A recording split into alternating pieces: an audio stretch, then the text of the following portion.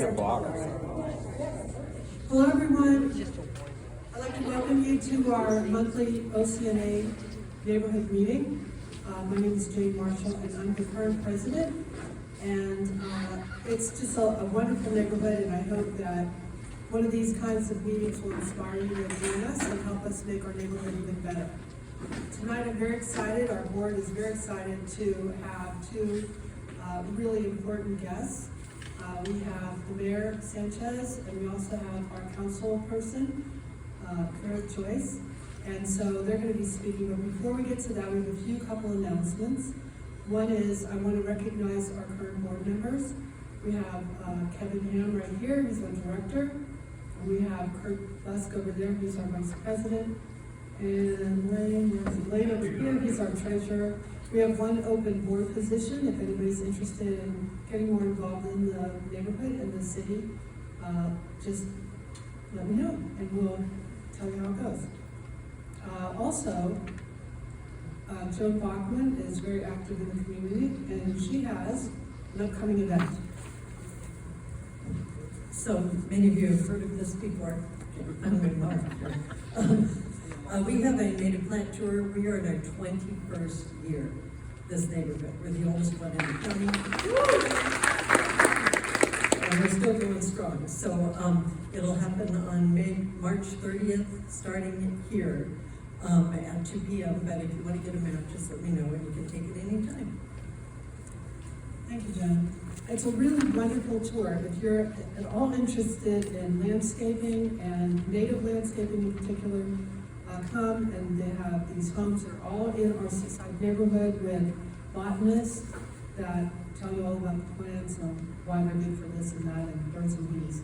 So it's very, very, very informative, and so really a unique tour that she hosts annually with the Audubon Society, and OCNA helps sponsor it as well. In addition to that, I want to do a quick survey. How many of you heard about this meeting through our famous green flyers? Raise your hand. Okay, good. How many of you get our emails? Okay, good. I mean, don't do both. Okay. And then, how many of you see it on Nextdoor or Facebook?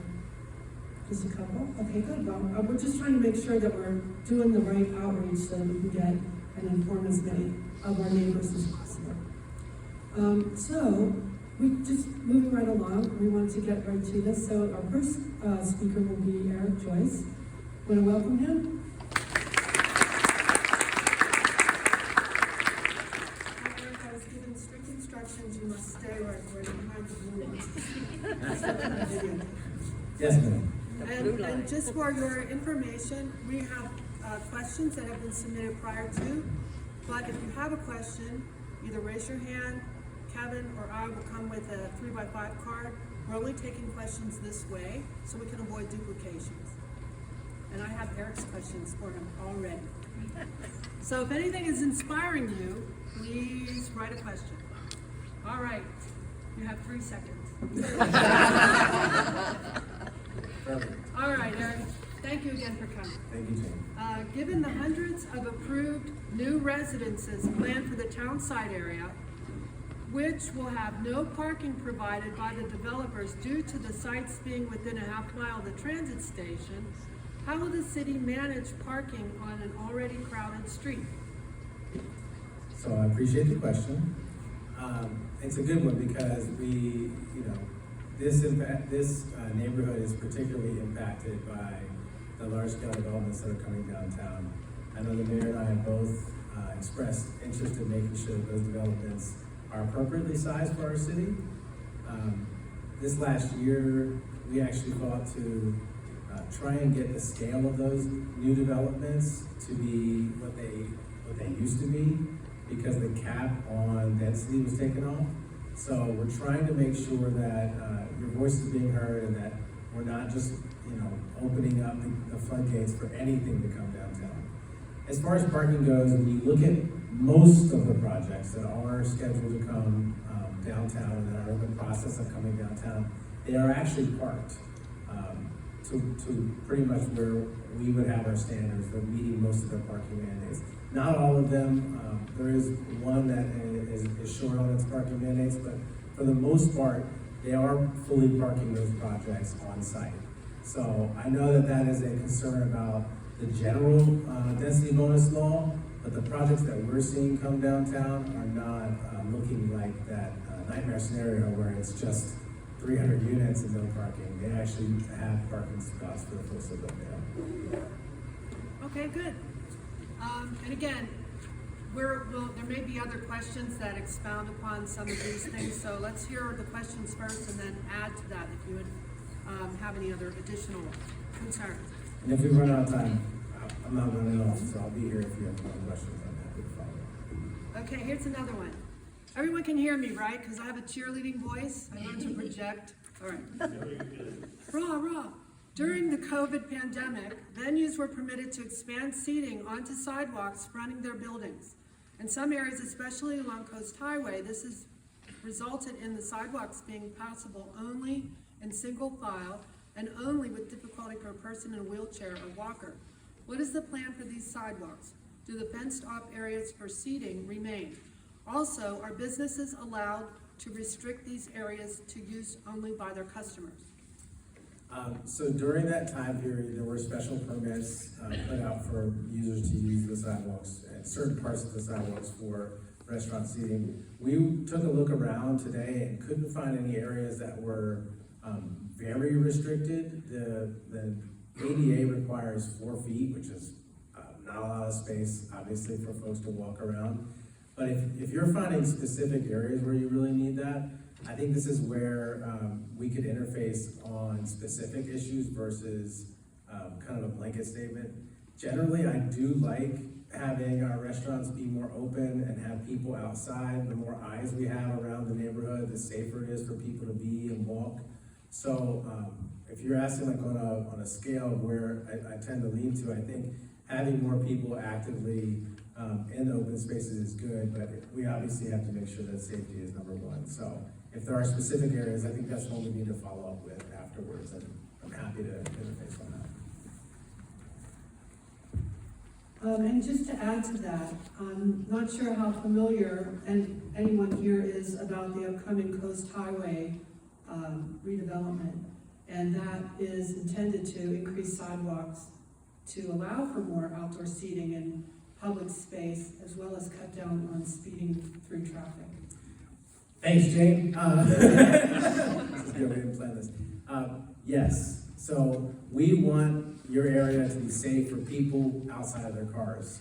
And right now, it doesn't feel like that. There's several questions that I've kind of been given a heads up to that are about basically feeling safe when you're not in your car around your neighborhood. So that has been a huge priority for us.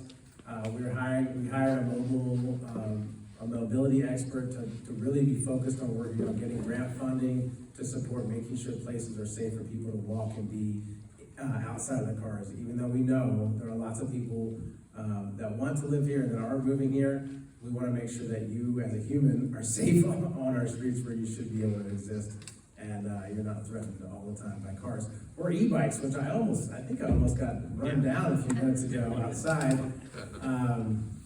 They were flying, but yeah, we gotta find a way to make it work for everybody. So, an e-bike on the sidewalk is usually a sign that they don't have a safe place to ride on the road, so.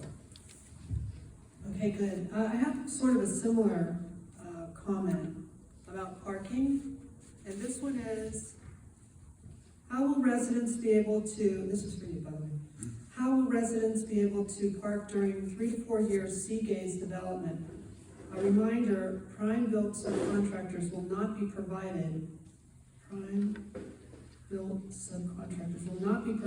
on site during construction. I think parking. Yeah. Is that right? Yeah. Okay, parking. Yeah, I'd have to follow up on that specific, so I'm sorry I don't have like the information. We're like starting this. in 3 weeks, so yeah, we need to answer Okay. soon. Yeah, I've sent a couple emails to both of you. Okay, Yeah. so this is Michelle. Thank you. Yeah, this is Michelle. Thank you. So she sent it to you. You got it. Okay, good. Let me see, I have another one here. Oh, this I think is an interesting one. With SB 330, which is a state bill that allows for additional high density and all kinds of other development, developers seem to have carte blanche to build higher and denser than ever before, offering affordable housing. How can the city ensure that Oceanside residents get priority over the general public for affordable housing? What can the city do creatively to ensure our town grows in a sustainable way? So in that question, is that asking if they get priority into the affordable housing over the general public? Yeah, Okay, so. I think. That's what it reads to me. Who wrote that? I don't know. No, I'm just kidding. So the affordable housing, we really do need it. I'm speaking to you as, a young person who's a teacher who can't afford to buy into a house right now. It's a struggle. And so we do have affordable housing projects coming in. The city has funded 3 new ones that are going through their process. To make sure that they are prioritizing our folks locally, we have to work with the organizations that are renting them up. And most importantly, because we have all these new projects coming on that have small amounts of affordable housing in each of them. So a lot of times they have 10% or 15% of affordable housing. So if they do 100 units, they have 10 that are affordable. These aren't affordable housing developers. That's not what they do. These are market rate developers, and they just happen to have 10 units that are affordable. We have to take it on as a city to make sure folks are getting connected to those places so that our people are getting homes there. So I've been advocating at the city to have an affordable housing manager hired in the next fiscal year. Not only to make sure that our folks are getting access into those housing, but also to make sure that those developers are being responsible in the way that they're lending them out. So it's a really good question, and the fact that we're not building as many 100% affordable homes like Mission Cove or other areas like we used to. It is more complex, and we do need somebody managing that work, because otherwise it's kind of up in the air. Are we allowing hands? No, I'm not allowing hands. You have to fill out a card. Who got a hand? Okay, is Oceanside planning gateway signs like Carlsbad, Vista, etc.? Will there be one by the 76 access as well as Vista Way? If not, why not? So yes, there's been clamoring for our own Oceanside sign. And I think everybody's gonna have really interesting, exciting opinions about it. My personal opinion is that we should make it unique to Oceanside and not just like all the others, and just instead say Oceanside. That's my opinion. It'll go through the process. So I know that we have a couple of groups that are working on placemaking and signage for the downtown area, and we're gonna be getting word back on how much that's gonna cost in this upcoming budget cycle. And I don't know where it's gonna be. That's the other end of the road. So we're at the beginning of that process, but yes, it is being pursued. Do you think that it's going to be pursued for both ends of Oceanside, or? That'll be up to the people. I mean, Is that it's gonna something be a that- public engagement thing, so. Well, I mean, is that something that we could rally to have done? I would, if that's your bag, yeah. Yeah, okay. Yeah, since it's in District 1. Okay, I think there's a couple other here for you. Okay, how about this one? On the council agenda, there is a motion to have planning commission members appointed versus voted. What is the benefit? Okay, so, this idea to have our planning commissioners, I'm gonna say, instead of appointed, I'm gonna use a different terminology, so. To go back to the first step, city council member items are the first step in the process of having a conversation about something. I can't go to every single council member and try and rally support for even, let's say, the signage, right? I have limitations on what I'm able to do. So the item that's before us is to look at the way that we appoint planning commissioners. The most important part of that, for me, is that we have a diverse representation on our planning commission, because our planning commission makes extremely important decisions. Some people don't realize, and I know this is a very plugged-in group, but some people don't realize that a lot of projects that come to us, go to the planning commission first, and they actually get their up or down vote from the planning commission. And then when they come to us, it's an appeal. So we can't even engage in the process of evaluating the full project. We can only engage on the appeal. So a great example of this is Vista Bella is coming to us on Wednesday at the same meeting. Vista Bella is a project that is a 6-story market rate homes that are 6-story, I can't remember how many units, but it's going up, I think it's 77 units, and it's proposed to go up in Oceana, where there's nothing over 2 stories, sitting up there on the hill. And this is taking advantage of some of the goals that we talked about, where it obviously has no place on that hill. It doesn't make sense to anybody but the developer.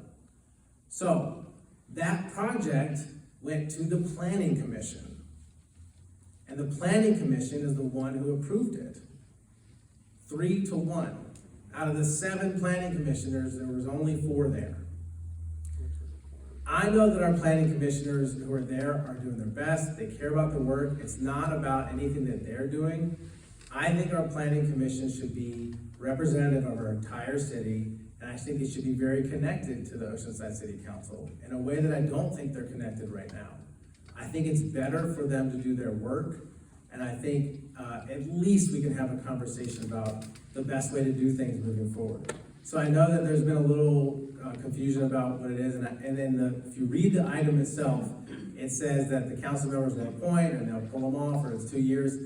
I don't really care about any of that. All I want is the ability for each council member to make a nomination for the planning commission. That way, even if we're, every minority and majority within the city has a voice on the planning commission. That's what it's all about. So we'll have that conversation on Wednesday, and if you care about it, or if you have an opinion about it, please help you weigh in. Okay, here's one that came in, and it's also about Wednesday's meeting, I think. And it's about El Corazon. Do you favor designating it as a park? So I'm very happy to be teaming up with the mayor on that item. The idea is that we're gonna designate all of the land that is supposed to be parkland in El Corazon to be parkland actually. And the big class with mayor, she pushed for this one, and I'm joining her because it's really important. El Corazon is our central park. It is the heart of the city. And we have a chance to make that a special place among the whole Southern California. I really do have a vision, along with the friends who have been pushing for this work for so long, of making El Corazon that really incredible place that it can be. And unfortunately, we've seen the driver so far of that development has been private industry, other than the William Wagner Center for swimming, but And the senior center. and the senior center. So this is an opportunity to preserve that land that can only be overturned by a vote of the people, which I think is a great direction. Okay, I think I have one, maybe 2 more. Oh, I didn't take 3 seconds, sorry. No, that's fine. Oh, hi, Eric. It's Maggie.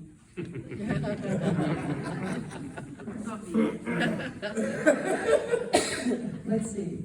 9 years now. I drive on Oceanside Boulevard almost every day, and sometimes, several times a day.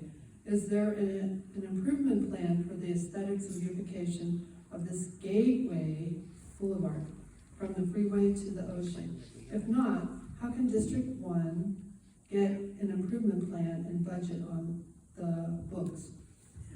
Great question, thanks. Oceanside Boulevard is one of our identified smart single corridors. And so in the general plan update, which I haven't referenced yet, which is probably the most important thing that we'll do this year, is to update the land use and general plan for our entire city. Oceanside Boulevard is a key area in that plan. And what it'll do is it'll set up the land uses so that redevelopment and that process can happen. What I have been trying really hard to get to staff to see is that we have to make sure that the sustainable corridors, including Oceanside Boulevard, Right now, it's geared toward creating development in those areas, but we have to make sure that there's open space available to the people that are gonna start to live there if we start adding all those developments of new home residents. And we have to make sure that those communities are actually walkable. The idea is that it's supposed to be a walkable community along Oceanside Boulevard, along Mission, and along certain parts of Vista Way. Those are supposed to be our corridors that are more dense and walkable. But if we just open it up to new development and don't make sure the plan is in place for the walkability of those areas, then we're gonna get blocks of development and unhappy people that aren't thriving. So, yes, there is a plan. It's part of the general plan update, which is supposed to come back to us in March. Okay, one more. The NCTD Transit Center plan is to relocate the bus depot, and it creates conflicts with the approved Coast Highway plan, both at the city and coastal commission. Is this something that you can help mitigate? So, this is gonna be a short answer, so maybe you have time to grow it for more. I'm trying. I'm working really hard on pushing the developer on that project to make sure that project is the best it possibly can be. I think it's the most important project that we're gonna see in the downtown area for the next 30 years. It is a massive housing development. It's also supposed to be redeveloping the center, the actual hub of transit in North County. That transit goes up the Sprinter, down the coaster, up to LA, and the buses are there. I mean, it's everything.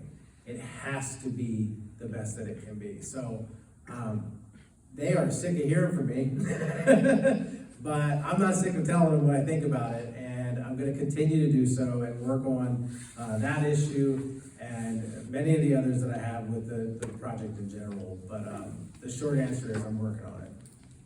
I'm gonna answer this question. And, Sure. we're aware at the neighborhood that the city has jurisdiction over the southern lot, which is where they want to put those bus things. And I think from all the work that the neighborhood has done, we are promoting and really trying to make sure that they don't route the buses. Of course, NCTD says that we can't affect their operation, but they would need to route those buses on small side streets, Michigan and Missouri, if they kept it north and on Seagaze where it's been built to Yes. accommodate that kind of turn radius and traffic. So, if there's anything that you can do to ensure that they aren't just getting their way with the southern lot, because if the city has it, it's our last, what do you call that?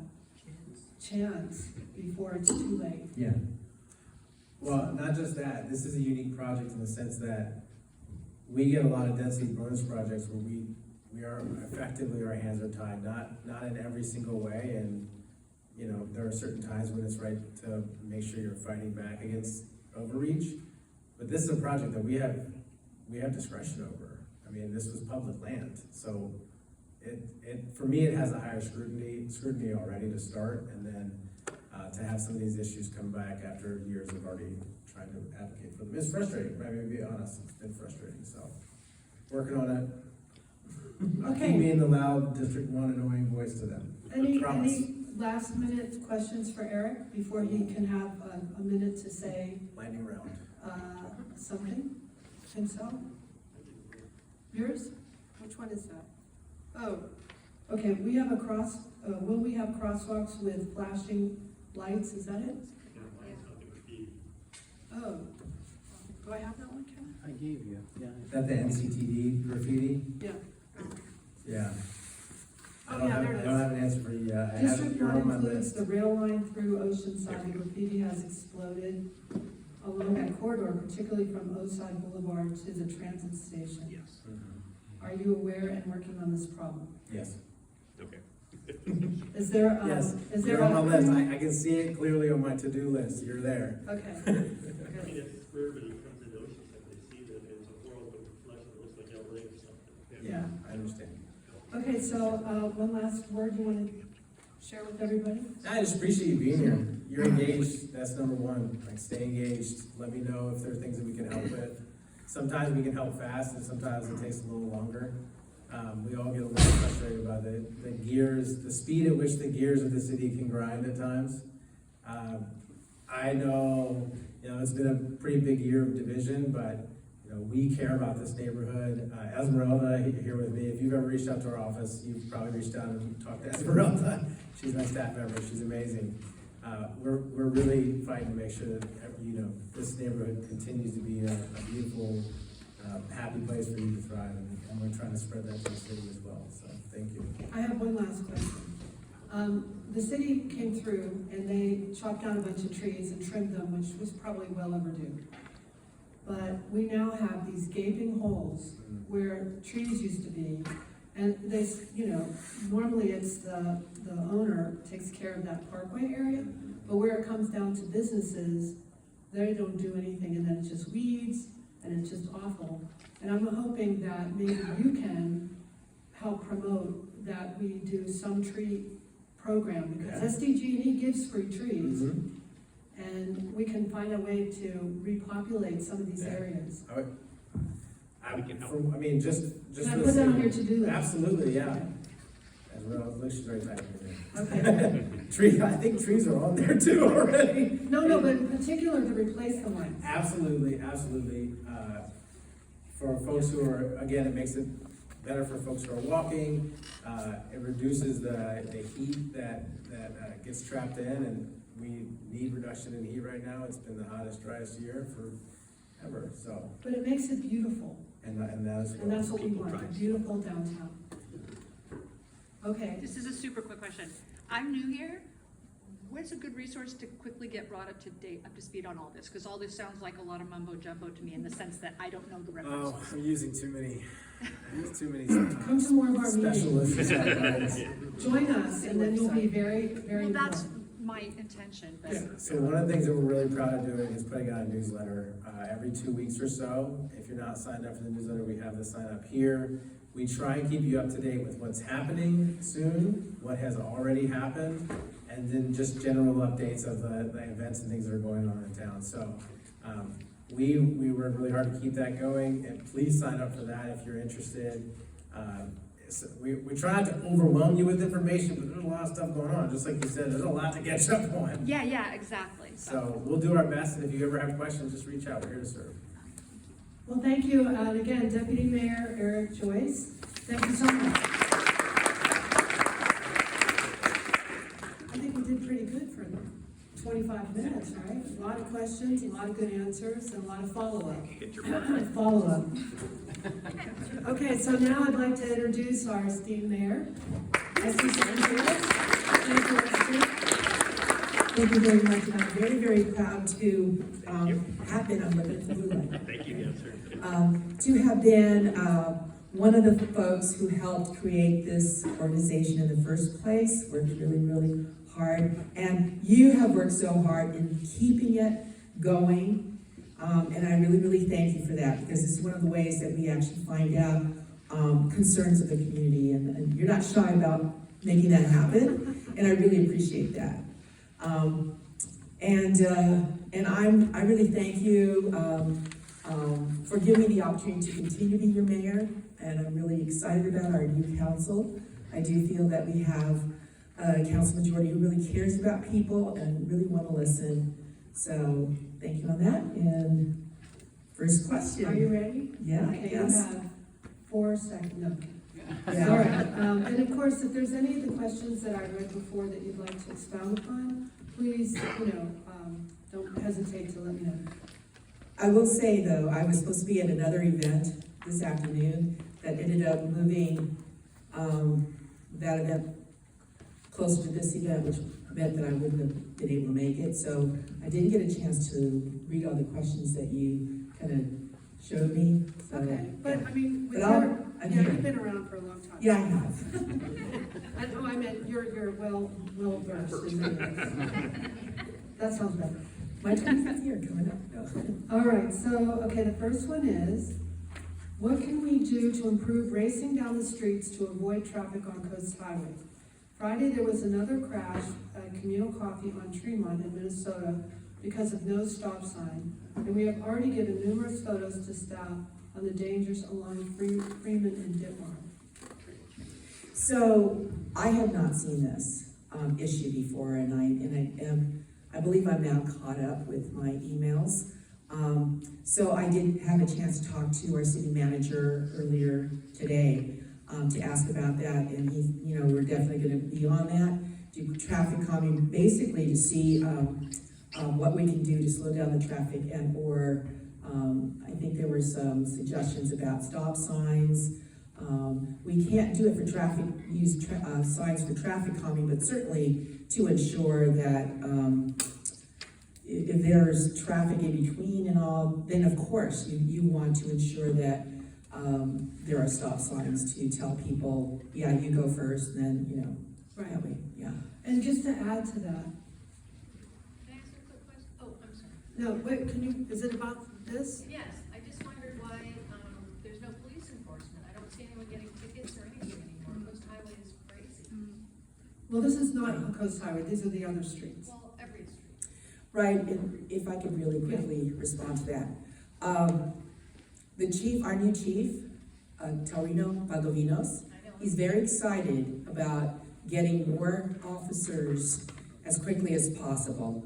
And we are working to get our cops back on the street with respect to our homeless, how we have been handling our homeless, including the hot team. We're looking to see how we can replace with, say, social workers and get our cops back on the street. I've heard that actually more often than I really care to say, but it's definite that we need to have our cops out there to do traffic enforcement. So, okay, Kelly, I'm gonna, okay. Just to add to that, I think the chief talked about getting 10 more cops shortly. And that's really, really wonderful. He's making every effort to get, I think we have 20 vacancies, to get all of those vacancies filled. Thanks. good. And I'm assuming that now that we brought that up, that maybe you'll have a conversation with them? And- Absolutely. Okay, wonderful. Let's, That whole list, yeah. I've actually had it in for action. Okay, good. Yeah. Good. Let's see. There's, okay, this is something similar. Can you help us get stop signs on Tremont at Washington and Minnesota? Yes. Okay. 'Cause I'm working on it. Okay. And I think I just want to add to this, from my perspective, that our city is growing. Our city is growing. We're not the same sleepy little town that we were. And there's more and more people living downtown. And there's more people using the Amazon trucks or the grab and go, whatever those home food deliveries. And those people drive crazy. And if we don't have proper signs, and a lot of people don't know which ones are one way, which ones are other way, and I realize there's a safety thing with ambulances or whatever getting, but when does everyday pedestrian and neighbor safety, when does that become a priority over an occasional need for an ambulance? So, Right. okay, another question. OCNA supported neighbors' efforts to have parking permits from Seagaze to Missouri, Freeman to Nevada, getting overwhelming support from the required petitions. It was scheduled for the council in December, yet was pulled as staff reviews the impacts. If most of the neighbors agree, why is there a holdup? So I did ask the city manager about this and why it was pulled at the last minute. Basically, what ended up happening is they started to hear from businesses along Coast Highway. So it does need to be tweaked, because then if they close or if they're not able to have the amount of traffic, then something else would be there. So we do need to support our businesses. We do need to find some kind of balance.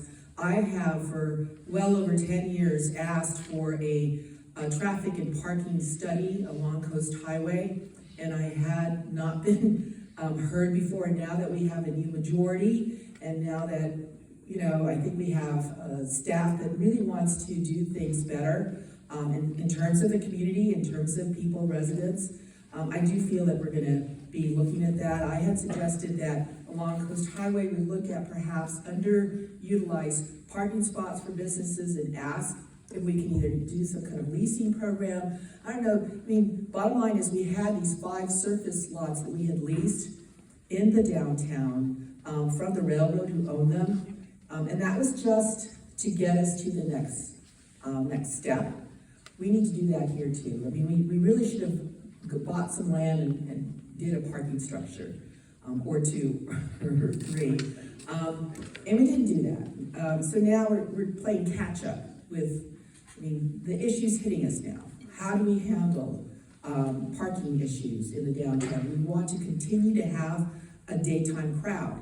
How do we make that happen? Otherwise, these businesses fail.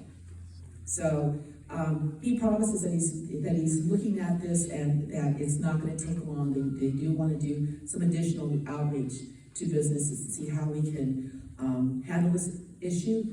Could be in terms of timing, like when you have to stop parking there if you don't have a permit, that kind of thing. So tweaking it, and if you have some ideas about that, please contact me or the city manager or, of course, Deputy Mayor Joyce, and we'll figure this out. We just all need to be at the table.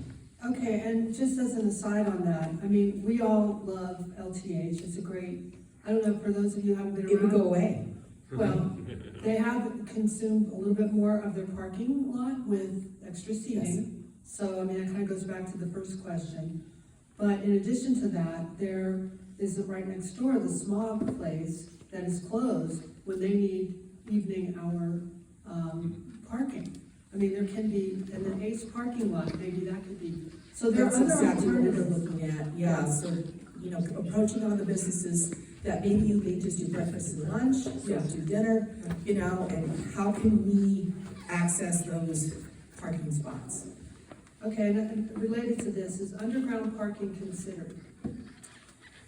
Underground parking is pretty expensive. I think we're first gonna do, work on Plan A and see if that can handle what we need to handle. Because really, truthfully, we're gonna need a parking structure. Yeah. Yeah, we'll have to figure out where. Because I think as, when you consider what's happening, Esther, with, let's just say, the transit center, and there's gonna be 400 some units there. They're allowing 1 parking spot for, I think, that, and then a few more for like commercial. Definitely under parking, for sure. Right. One car is, that's not enough. We need help because yet we're not at that point where everything is green and everybody's riding their bike. And many of our neighbors can't ride a bike. It's not feasible anymore.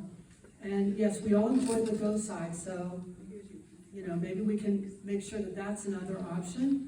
But, long story short, it's a crisis that's in the happening, and we need to do something. And I will say, I'm on the transportation committee for Sandag.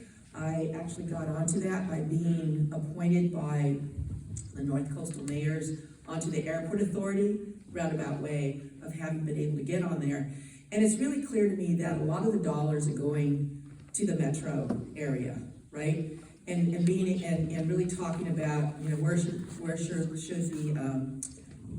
there be more cable, more surface, like electric cars, that kind of thing. And there's not a whole lot happening in North County.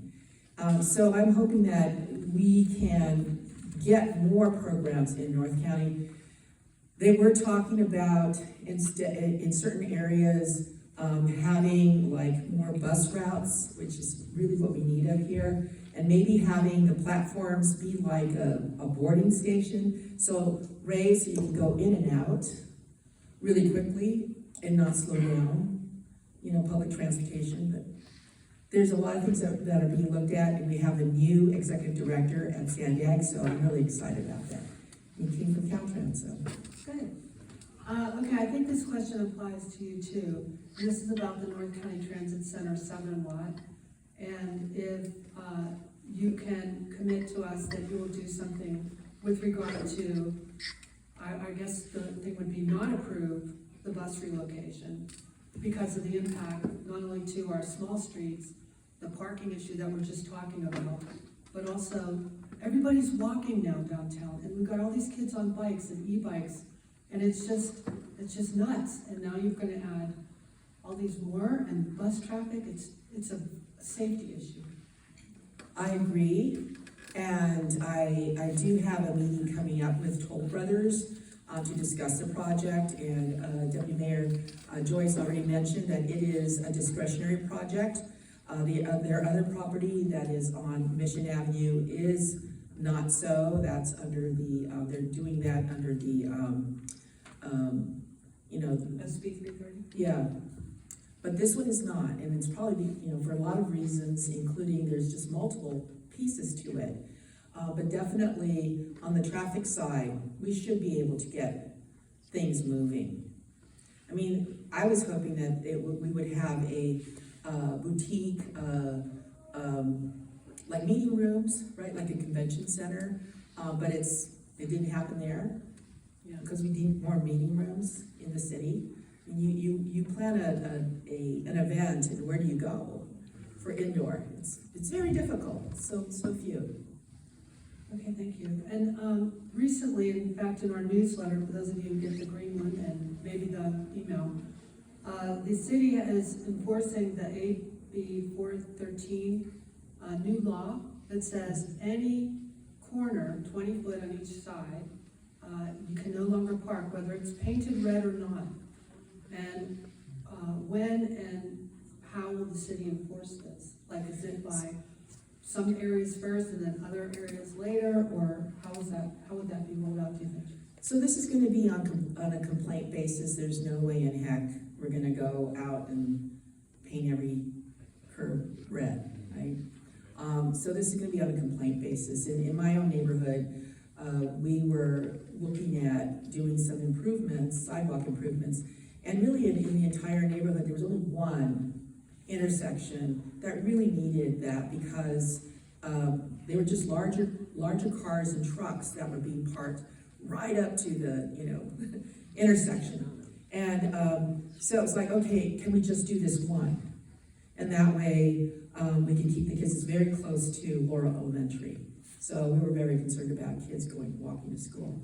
But yeah, it's gonna be on a complaint basis with respect to red striping. I believe what the city's planning on doing, because it's a brand new thing, is giving warnings. If you complain about it, we'll definitely put some kind of warning on the car. And if they continue to do it, then we'll probably start citing. And again, that's where we would put the red striping. Okay. The city has excessive noise ordinances to address loud traffic from bikes and cars gunning their motors and exhaust. Can the city use technology to capture offenders to enforce these standards with tickets? I was a deputy public defender for 20 years, and I think that technology probably is not within the standards of the courts, because it would really depend on reproducing that noise at the courts and the volume, whether or not you record it at a certain volume. So I don't think that we can do that yet, but sometimes, sure. Well, is there any other options that, we could have, because, it's been that way for a while. Maybe the redevelopment of Coast Highway will help with traffic circles and whatnot. But we know that there's neighbors that say, we know that they're riding through the neighborhood just to see how many car alarms they can turn on. Wow. Yeah, So do you guys take pictures of these people as they're driving by? we try. Yeah, you can probably hear them. Is it like a flash? Yes, You can't take it's like a photo. flash. Oh, okay. 50. Well, I would encourage you to make that 435-4911 call. That's the non-emergency call to OPD, so that they can record these times, so that they can then go by there during those times, right? It's usually there's a pattern, because if you say that, when are they gonna go, right? Yeah. Go back. I mean, they're already gone by the time you call, right? But at least they will note the times that you complain about this, and if you can, try really hard to take those pictures, it would be really helpful. Yeah, because it's interesting, the other day I was walking on Coast Highway over there by LTH, our favorite, by the way. Anyway, and there were 3 little kids younger than 15, on one of those little bikes that, used to drive around the baseball fields. They're not street legal. Oh, mini bikes. Mini bikes, really Mini loud bikes. mini bikes, 3 of them, no helmets, riding on Coast Highway, and I couldn't get my phone out fast enough, because no one's gonna believe me, right? No, they're all around. So anyway, that's why I'm saying, this thing that No someone asked fear. about technology would be great, because it would show. Anyway, can you, capitalize, please help us get trash cans on Wisconsin at Tremont and Coast Highway. Yes, got that on the list, and yes, we're gonna do that. Okay, good. And have we gotten other trash cans though? Yes. Okay. Yeah, Yes. OCNA has worked really well with the city staff, and they have brought us, I'm gonna say, 5 new trash cans with the pickups, and are very responsive to that. But this particular area, we've requested, and we're not dogging them, but it hasn't been done. Okay, what are the priorities of Measure X in the next few years, and where are we on the previous goals? Is there a way we can see an update in a graph? So we are going to be doing a priorities workshop on Measure X and basically on what we have. We actually have, 2 council members who have never seen some of these projects. Deputy Mayor Joyce and also Jimmy Figueroa, Councilmember Figueroa. So I'm really excited that we're gonna bring these forward again and invite the public there and hear from the public as we talk about these issues. Okay, good. And do you have any idea when that might be? I'm thinking maybe March or April. Okay. Okay, so how effective is the Blue Bin Recycling Program in Oceanside? How is its effectiveness measured? What are the results in reducing non-compostable waste? Good question. Weren't you disillusioned when you were really working hard on reducing waste, and then you heard these stories about all that all going to China and not really Yeah. knowing what happened with it, right? Yeah. So I think we still have to figure out that trail, but staff's gonna be trying to find that out. Okay. Yeah, because I think we all want it to be wonderful, but yet doubt that, I guess the best thing is not to buy it, right? If we can get away with reusable glass and reusable, then we don't buy it and we don't have to worry about whether it's recycled or not. Okay, there's a couple more questions. The Oceanside Museum of Art is seeking to expand into the fire station. Yay! How will the city support this important effort for our cultural identity? Right, so that has been in the plans, like when the fire station one would finally get into its new home, which we always thought would be that property. We actually exchanged that property for housing in eastern part of Oceanside. So the first step, of course, is coming up with a contract. So I'm looking forward to seeing that happen this year. Yeah, that's kind of an amazing thing, because I don't know if any of you have seen the new fire station. That was built because they needed to have higher engine ladders for the new buildings. So it's pretty awesome. Right, because we have mid-size and we didn't have any equipment to handle that, right? Right. And also going underground, the underground parking. The impacts from, this is about homeless, the impacts from our growing homeless population are felt by our community, especially folks downtown. What are we going to do about this so it's handled more successful? And to add to this, I understand that we have a new navigation center, and how does that help with the homeless downtown? So the navigation center has been open for a little over a year. It was a 3-year contract, and we're actually looking at it now to see, what would be the conditions upon which to renew it, the contract. It's a 50-bed. We certainly can up the beds to And we do need to, I guess they have bunk beds, and it could go all the way up to 100, but I was talking to the city manager, and he would like to see tiny homes on the property as well, for families. That's more geared towards single people, individuals, and whereas, you know, it's not really set up for families. So we have some ideas at staff level. We did, pretty much the council set this workshop that's coming up next month. It's on February 12th. You're welcome to come. It's at 5:30, council chambers. It's a workshop on homelessness, and we really did challenge staff to think outside the box. How can we cut homeless community in half? You know, I mean, there's one of the biggest ways of doing that is to ensure that, to keep people in their homes, right? So that those are policies that we've already adopted. We're trying to figure out how better to keep them in their homes. Do we have to increase funds? There are certain nonprofits who have funds for, say, gaps in rent paying, being able to pay the rent. Say someone is out, is out sick or something, and they don't make enough for that month, right? So there's like, I think up to a year that can happen. So there's a lot of ideas. I know I'm not really prepared to talk to you about that right now, but I am going to be putting together a circle of advisors for myself so that I can come in really well educate on what is happening, what are the best practices out there, and how others are doing a better job of it. I certainly am keeping up with literature that basically says cops are not the way to do it, and that's why I've been really pushing the idea of getting our cops back on the street to address those issues that we continue to hear about, and to make this a more humanistic kind of approach.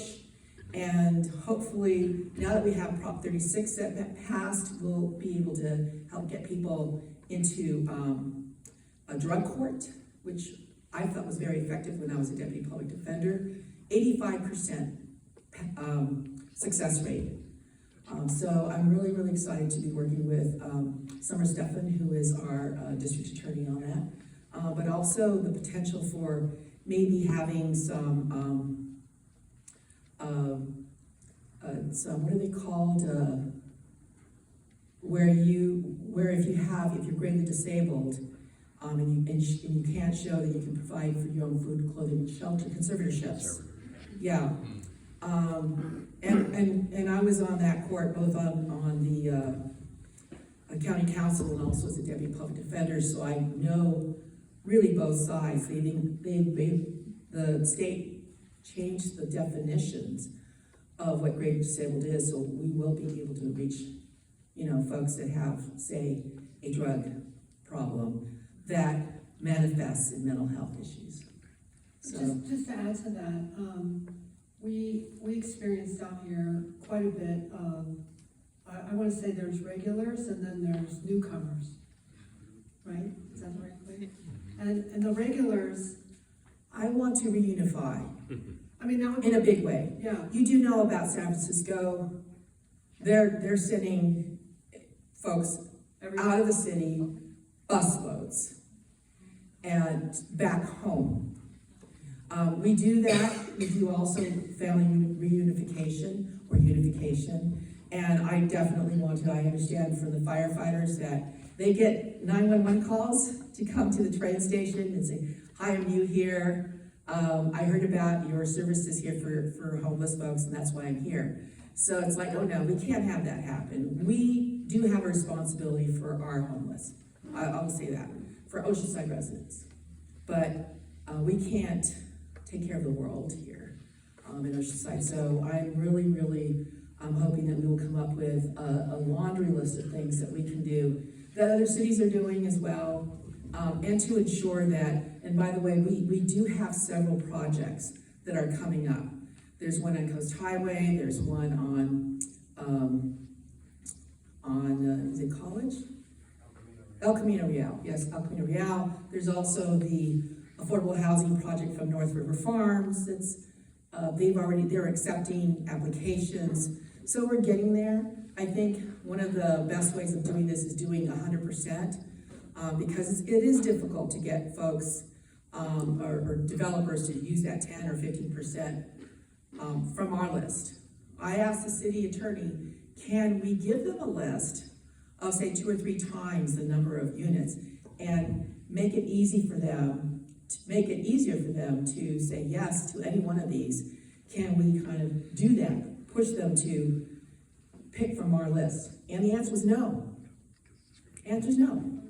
So I had heard a rumor that Carlsbad developers, they get their families in, friends of family, whatever. So it's really, really tough the way the laws are. Maybe we can try to see if we can change those laws. But for now, I think 100% are these projects is the way for us to go.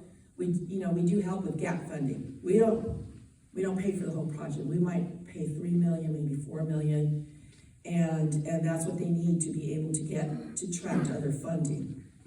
And these are projects that the developer stays with the entire life of that project. So it's in their best interest to succeed.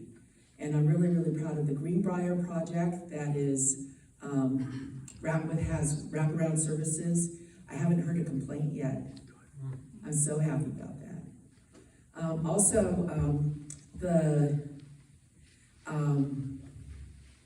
LGBTQ Resource Center on their property, they're talking about partnering with a nonprofit to build housing there on site, so they could be on the ground floor and there would be, housing on top. And that's really, really wonderful. We're able to partner and get more units. But again, for Oceanside residents, if we can get 300 units like that within 2-4 years, we've done a lot. Okay, one last question. This is about the gateway signs. And what is your opinion on those? Definitely want to do it. As you probably, I don't know if you remember, but internally, you see some of those signs, right? The Loma Alta Historic District, those signs, and Ocean Hills. That was done internally. The city just did it. I think it was Peter Weiss who just said, oh, we're just going to go ahead and do it. He was a staffer at the time. So now I believe it is the Arts Commission that's going to be taking up that task. So I'm sure they'll have competition and there'll be some judging. I hope that you're on that. And so, yeah, it's exciting. It's an exciting project. I know most cities have one. You're asking for 2. Yeah, as long as it's not more than 2, I think we'll probably be able to do that. Yeah, can't have 4. I guess you could have one on the ocean side, but.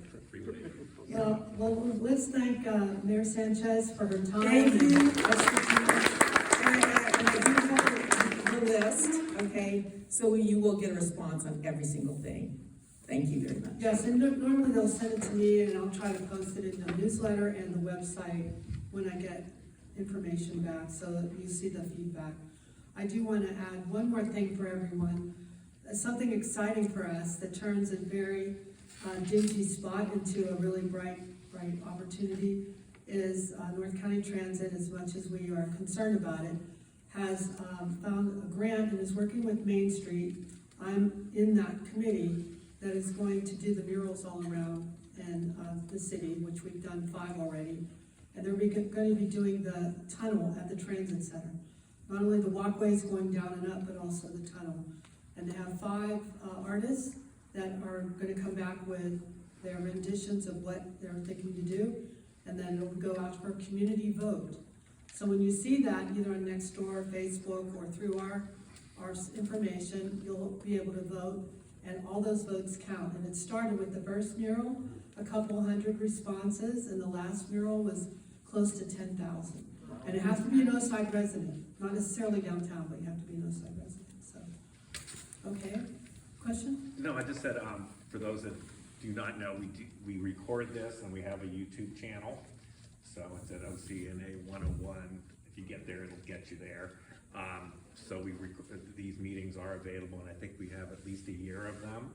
And on the little flyer, since you said you're new, if you go to our website, OCNA101.org, it has archived all of the old newsletters, a link to the video, among other things. So there's another information. That's OCNA101.org.